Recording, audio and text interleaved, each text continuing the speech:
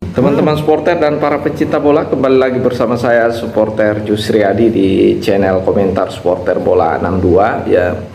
Di video kali ini teman-teman kita akan membahas terkait ada peluang tim nasional Indonesia melawan timnas Australia, dan ada celah atau kelemahan yang bisa dimanfaatkan oleh timnas Indonesia untuk merebut poin atau mencuri poin di kandang Australia, seperti yang dikatakan oleh pelatih baru kita yaitu Patrick Kluivert, bahwasanya dia akan berusaha mencuri 1 poin di kandang Australia, meskipun ini sebenarnya bisa 3 poin ya kalau kita melihat rekam jejak Australia di putaran ketiga ini. Dan kelemahan ini bisa terlihat dari awal perjalanan timnas Australia di putaran ketiga ya, dimana timnas Australia ini di putaran ketiga, teman-teman supporter dan para pencinta bola ya, timnas Australia ini di laga perdana di putaran ketiga di 5 September 2024 kemarin ya, timnas Australia harus mengakui keunggulan dari timnas Bahrain di kandang mereka sendiri. Mereka harus kalah 1-0 ya di kandang mereka sendiri ya. Ini tentunya menjadi catatan tersendiri bagi Indonesia bagaimana memanfaatkan situasi ini ya. Dan kemudian Australia, kalau kita melihat di pertandingan kedua mereka ya, Australia justru berhasil kembali ditahan imbang oleh Indonesia di kandang Indonesia, meskipun, dan ini menjadi catatan bahwasanya kita bisa mengalahkan Australia nanti. Nah, kemudian kalau kita melihat teman-teman supporter dan para pencinta bola ya, di bulan Oktober ya, tren ini kemudian berhasil dimanfaatkan Australia melawan Cina. Australia berhasil menang 3-1 ya, namun di bulan Oktober ya, 15 Oktober ya, Australia sukses ya, sebenarnya hanya mampu bermain imbang melawan Jepang ya. Dan kemudian di November ya, Australia juga hanya mampu bermain imbang ya melawan Arab Saudi. Dan ini menjadi menarik ya, karena di bulan Maret ini ya, teman-teman supporter dan para pencinta bola, Australia juga sebenarnya pelatihnya masih baru ya. Pelatih mereka adalah pelatih yang baru beradaptasi dengan situasi baru ya. Karena kenapa? Australia melakukan pemecatan juga terhadap pelatih mereka, tapi mereka lebih awal melakukan pemecatan dibandingkan dengan timnas Indonesia yang PSSI baru mengambil keputusan di bulan Januari.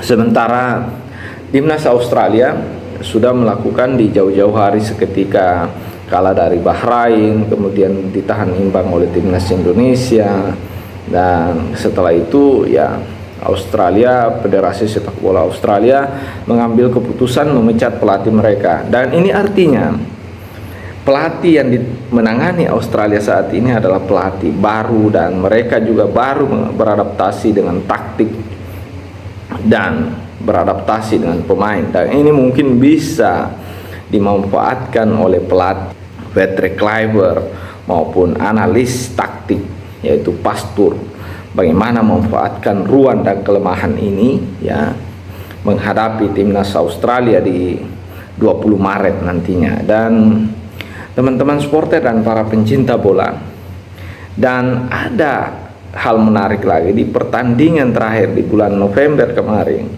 Australia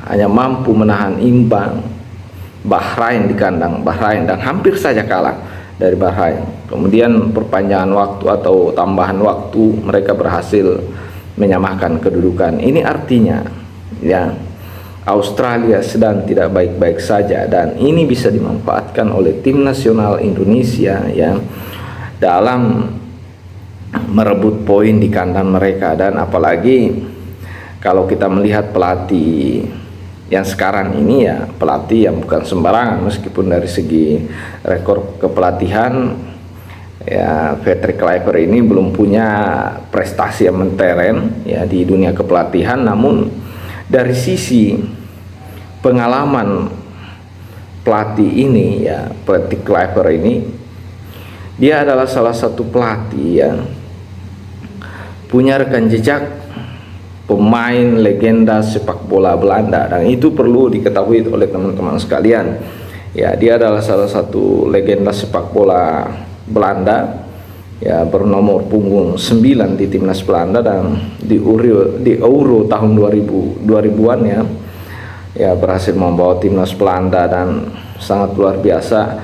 Di klub juga pernah bermain untuk Ajax Amsterdam, menjadi pencetak gol, kemudian Barcelona, dan ini tentunya menjadi pengalaman tersendiri. Apalagi timnas Indonesia saat ini dari segi striker house goal kita belum memiliki itu, dan kita berharap dengan kehadiran Patrick Kluivert ini mampu membuktikannya nanti di kandang Australia dengan memoles misalkan strike ya, maupun striker baru yang akan muncul oleh Romani maupun ya Ragnar Oratmangun. Meskipun Ragnar dikabarkan ya tidak akan bermain ya nantinya, tapi bisa dimanfaatkan pemain-pemain yang lain untuk mengisi sisi striker, dan ini adalah menjadi pembuktian tersendiri bagi pelatih legenda sepak bola Belanda ini bagaimana memoles striker kita menjadi tajam ya. Dan teman-teman supporter dan para pencinta bola, kita berharap kita mampu memenangkan pertarungan ini, dan sesuai analisis saya di video sebelumnya bahwasanya jika Indonesia mampu mengatasi Australia, maka kepercayaan diri timnas Indonesia menghadapi dua laga sisa penentu di Gelora Bung Karno itu saya yakin berjalan mulus. Karena kenapa? Jika Patrick Kluivert ini mampu membangun di laga mental tim di laga perdana nanti menghadapi Australia, kalau bisa ya, bukan hanya target 1 poin tapi 3 poin, maka hampir dipastikan Indonesia akan dengan mudah melanggeng ke Piala Dunia tanpa harus menunggu putaran 4 atau playoff ya. Dia akan langsung lolos otomatis. Karena kenapa? Ya, Australia kalau kita bisa atasi, maka kita akan berada di posisi kedua. Dan bagaimana mempertahankan posisi 2 itu? Ya, tentunya kita harus menghadapi Bahrain, menaklukkan Bahrain dan Cina. Dan tentunya kalau Bahrain dengan Cina kita taklukkan, maka saya yakin timnas Indonesia tidak perlu menunggu menghadapi Jepang. Dan itulah teman-teman ya celah yang bisa dimanfaatkan oleh timnas Indonesia melawan Australia nantinya, di mana Australia ini sebenarnya tidak terlalu bagus dalam bertahan maupun menyerang, dan ini tergantung ketenangan pemain saja.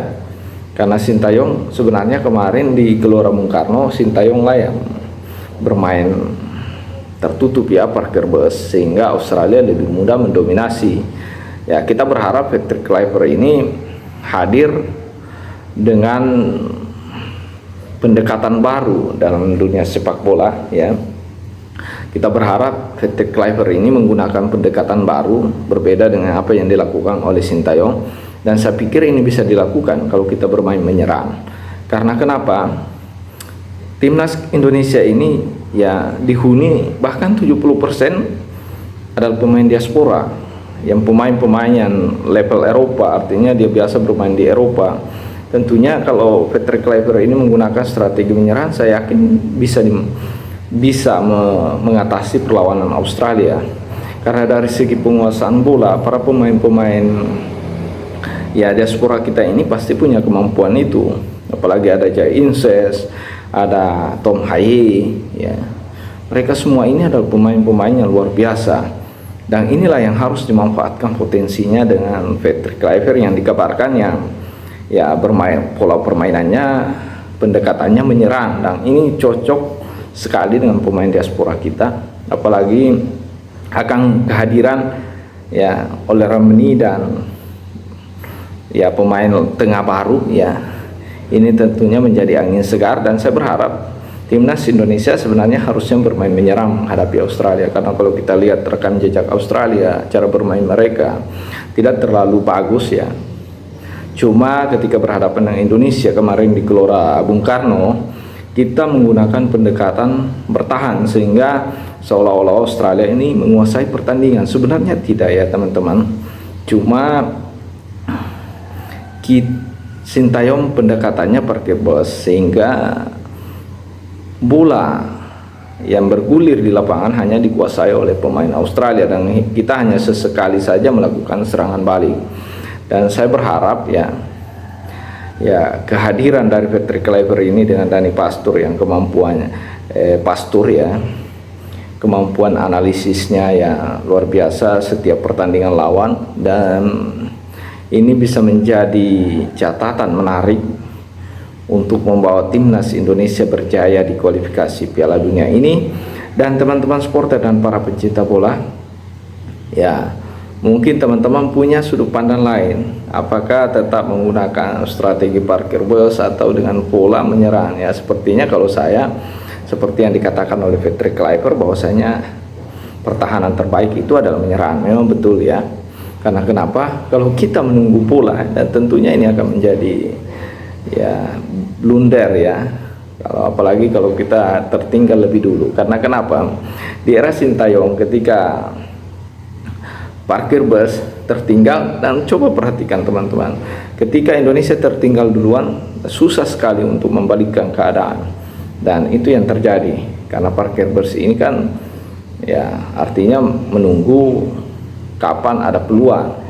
Sementara kalau strategi menyerangnya kemungkinan yang akan dipakai oleh Patrick Kluivert ini ya, peluang kita ya 50-50 atau 70% kemenangan ya. Saya kira itu, mungkin teman-teman punya sudut pandang lain, silahkan dikomentari di kolom komentar. Terima kasih, salam sepak bola dan salam pencinta bola.